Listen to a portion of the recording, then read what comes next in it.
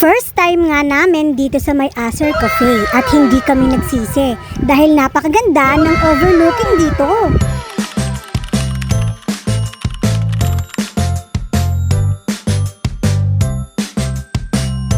Pagpasok mo nga dito ay bubungad sa'yo ang napakuluwag na parking lot. Hindi ko nga nabidyohan kung paano magpunta dito kasi nakamotor lang kami, hirap na hirap ako.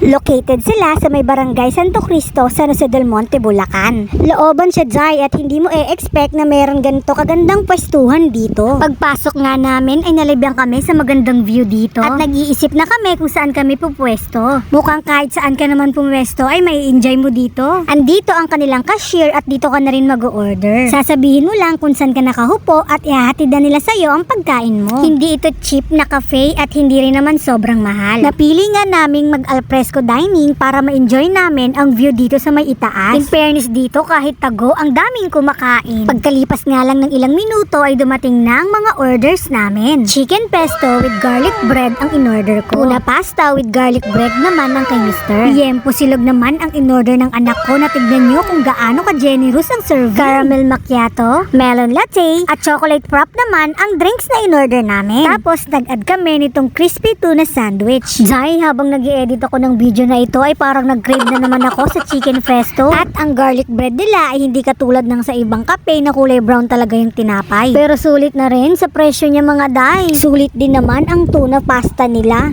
Kita nyo naman na may mga tuna rin talaga. At sabi nga ni Mr. ay hindi naman siya nabigo.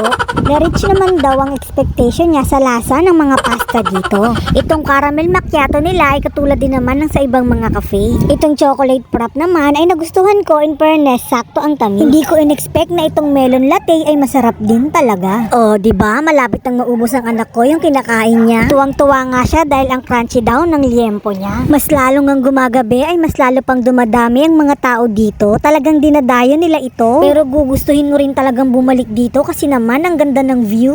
Meron nga rin palang aircon na area dito para sa mga ayaw ng alfresco dining. Hay, ang sarap bumalik dito. Mahirap lang siyang hanapin mga day, pero highly recommended. Pag nahanap nyo naman kasi ay sulit talaga. Yun lang mga day.